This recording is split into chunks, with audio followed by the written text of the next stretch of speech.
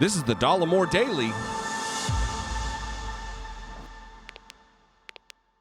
Yes, this is the Dollemore Daily. You're not at the wrong place. I am Mike Greiner from the Democratic Activist channel here, sitting in for Jesse while he moves from California to D.C. to better cover the D.C. scene. In the meantime, let's keep talking politics here. And one big item that jumped out of the news is that Kathy Hochul, the new governor of New York State, who stepped in, of course, after Andrew Cuomo had to resign in disgrace, has signed legislation, and while she was signing it, called racism a public health emergency. Now, this is exactly the kind of statement that kind of sticks in the craw of right-wingers. Because after all, they're saying that somehow we're giving preference to people who are people of color as opposed to white people, kind of bolstering their whole claim that there's this war on whiteness in the United States. But the statistics are pretty clear on this point. In the United States, the life expectancy of a black person is 75. The average life expectancy in the United States is 78.7. And what's more is when you actually control for other factors that you think might impact people's longevity, things like socioeconomic status or education, for example, the racial divides in health persist. For example, Black Americans with college degrees have worse health outcomes than white and Hispanic Americans who have high school diplomas. Kind of makes you wonder what's going on here, right? And in fact, over the past couple of years, there's actually been a shrinking of this gap between the average life expectancy and black life expectancy. But my guess is a lot of that has to do with the fact that basically white people have been killing ourselves off through two means. Number one would be the opioid epidemic, and number two would be our refusal to get vaccinated. That explains, for example, the fact that now people who are white are more likely to die of COVID than people who are of any other race. At any rate, this legislation that Kathy Hochul signed is pretty narrowly tailored. It's called the Hate Crimes Analysis and Review Act.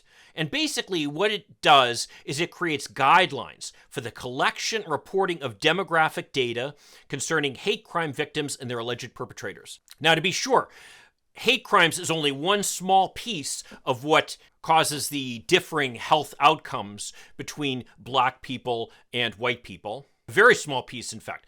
But still, it's something that can be addressed and something that has been getting worse over the past 12 years.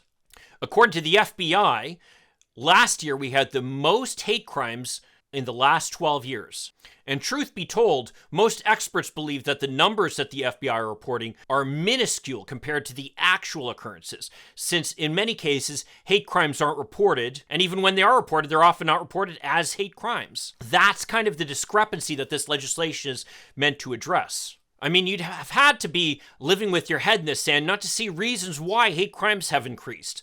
I mean, you have Donald Trump, who is attacking just about every race. And in the wake of the COVID-19 pandemic, where he was trying to point his fingers anywhere except at himself, he was calling COVID-19 the, quote, Chinese virus, something that only incites people who are inclined to that type of racial predisposition. In fact, I had heard people talking about the fact that they hesitate to go to Chinese restaurants now because of the Chinese virus, something that is absolutely absurd on its face. Well, not surprisingly, one group that has been particularly targeted by these hate crimes have been Asians. But I can tell you from personal experience that I've seen the level of fear that this kind of rhetoric can create within minority communities. I live in an area that has a relatively large population of Arabs and Muslims. And in fact, as a teacher, I have had to teach many young people who are of Arab descent, many of who come to class wearing the burqa, for example. Many of these young people have come and talked to me about the fears that they have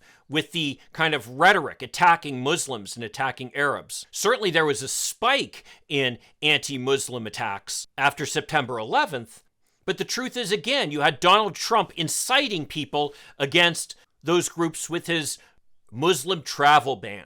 Most of these students who came to me with their concerns have lived their entire lives here in the United States and consider themselves as American as any of the other kids in my classes. So I applaud the New York governor and the legislature for passing this legislation. What's more is information is power. I mean, consider the lengths that the NRA has gone to stop the federal government from gathering data on gun deaths. I mean, if we had more comprehensive data on gun deaths, we could really show how certain steps, certain types of gun control can actually reduce the danger that people face across the country. So again, knowledge is power. Nevertheless, I think this should just be the first step, because in truth, the issues that we have regarding the disparate health income, the disparate health outcomes that people have as a result of their race are things that go far beyond the issue of hate crimes. And obviously, as I stated earlier, it goes beyond the other socioeconomic factors that you would expect to impact health outcomes. So really what has to happen is we need to make a full-fledged public health commitment to trying to address these types of disparate outcomes based upon race, and to try to understand why we have such different health outcomes for people who you'd think would be similarly situated except for the color of their skin. Well, if you agree with me or disagree with me, or have any ideas that you'd like to share, I'd love to see your comments down below. And if you could check out my channel, Democratic Activist, we'll post a link to it down below as well. And I'll see you in the next video. In the meantime, let's hope for continued progress. Thank you.